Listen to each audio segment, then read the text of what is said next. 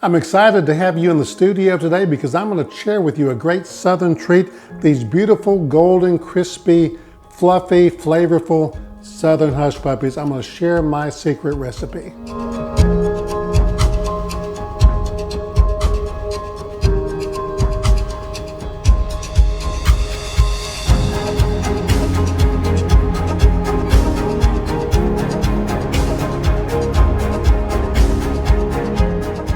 Welcome to All Things Food. I'm John Woods, and this is the channel where we not only love to cook, but cook to love. I told you we're talking hush puppies today, and I'm going to share with you a great recipe that I developed 35 years ago that helped me to build successfully 4 restaurants and 2 internationally known catering companies.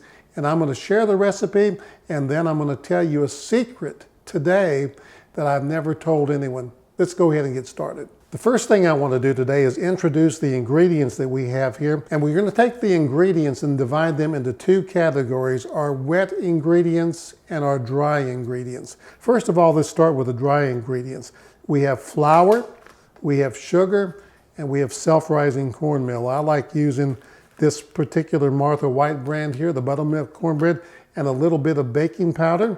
And on the wet ingredients over here, we have our buttermilk, jalapenos, an onion, and 4 eggs. So without any delay, we're going to go ahead and get started on this recipe. I'm going to take you step by step. I'm going to give you the measurements. And when we're done today, you're going to be able to cook the most perfect hush puppy you've ever had in your life. Your friends are going to love it. Let's go ahead and start right now. These ingredients are simple and they're exact, so do this exactly like I do it today. I put in 1 cup of sugar, 2 cups of self-rising flour, 4 cups of cornmeal, Martha White is what I use, the buttermilk, and a tablespoon of baking powder. What we're going to do now is we're going to get a spoon and thoroughly mix all these ingredients together and make certain that they're properly and completely blended. The next thing we're going to put together are our wet ingredients, and that would consist of our onions. Instead of using a yellow onion today, I'm going to kick this up a little bit, and we're going to use a red onion. I think it gives good color and really good flavor. So we're going to go ahead and cut this up. What we're going to do now is once we've diced this up a little bit, we're going to finely chop this up. We want it pretty fine. That's going to be about the equivalent. A half of an onion, medium-sized onion, is about a cup. So just chop that up really fine. You're going to really like the way this is going to turn out. Now we're going to do the next ingredient. First of all, let's throw these into our bowl over here. First of our wet ingredients. The next thing we're going to do is we're going to get I have some chopped jalapenos here. We're going to use about a half of a cup of chopped jalapenos. But we're going to go ahead and chop these up even finer and get them really fine. And then we're going to use about 1/4 of a cup of the juice in here as part of our wet mix. So let's go ahead and chop these up. Okay, 1/4 of a cup finely chopped. We're going to throw those in the bowl. Now don't worry about these being too spicy. You can kick them up a little bit if you want more jalapeno in them, but that's just the perfect amount. It just gives you that little tinge of flavor there. And they're totally optional if you don't want jalapenos. Some people are that way. And now we're going to put a cup or 1/4 of a cup of some of this juice in there. That really adds a punch of flavor right there.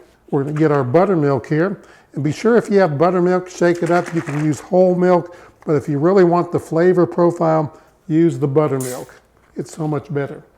We're going to put 1 cup of that in here. Then we're going to take 4 eggs. Now we're going to take a fork and just mix all that together. Now the secret ingredient, I've never shared this. You're going to be the first person I've shared this with.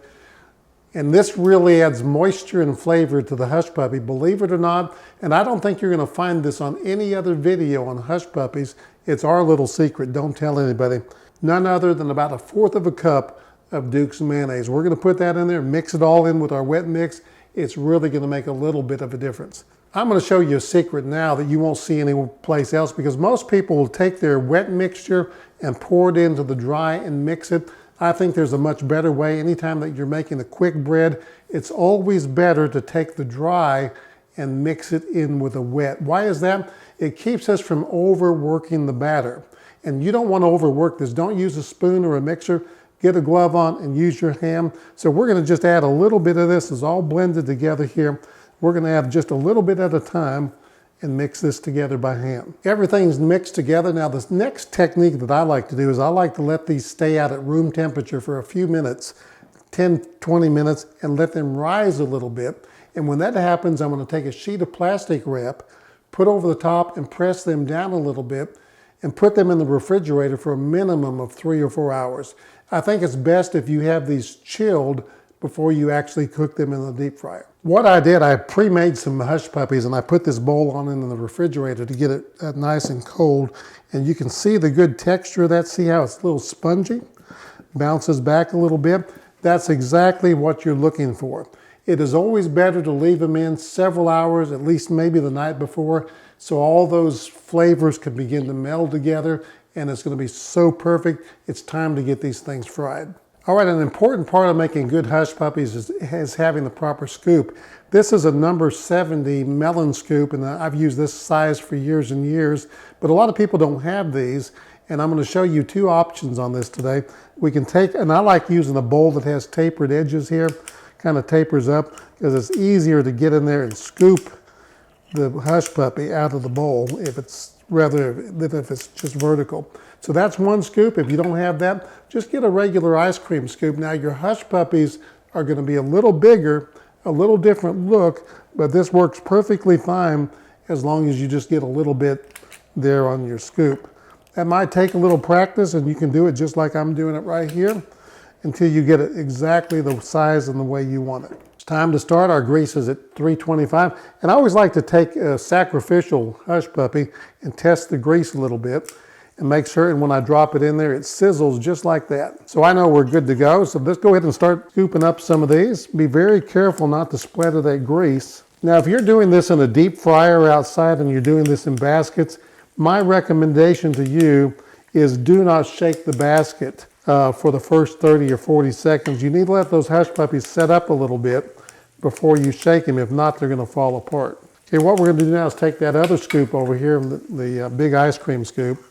See how those turn out. They're going to be much bigger. Now, once these have set up a little bit, they've cooked a little, I like to take something here and just kind of turn them around a little so they'll cook a little evenly. Sometimes, you see the difference. The big one with the ice cream scoop, that's perfectly fine. That's a traditional looking Hushpuppy. And then the smaller round one. So whatever you want to do, just do whatever simpler for you, but that makes a nice, beautiful big Hushpuppy. It's just a little more difficult to do. Now, how long does it take these to cook? Probably about 2 minutes. It'll vary because your temperature may vary a little bit, but make certain that it's good and done but not overcooked. Okay, I'm ready to pull these out of the fryer. I'm going to pull one out just to check it real quick.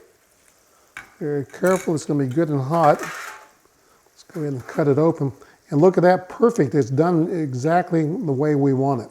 So let's go ahead and pull all of them out, put them over in this little pan, and let them drain off a little. So these are the ones that are a little bigger. We let them cook a little bit longer. I think they're ready. We don't want them to get too done. Pull them on out.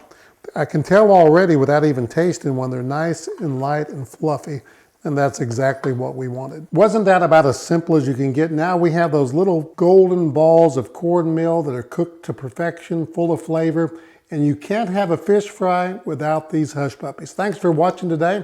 Be sure to subscribe to the channel, like this video, share it with your friends. Until next time, not only remember, love to cook, but cook to love and love some of those Hushpuppies. Man, those are good.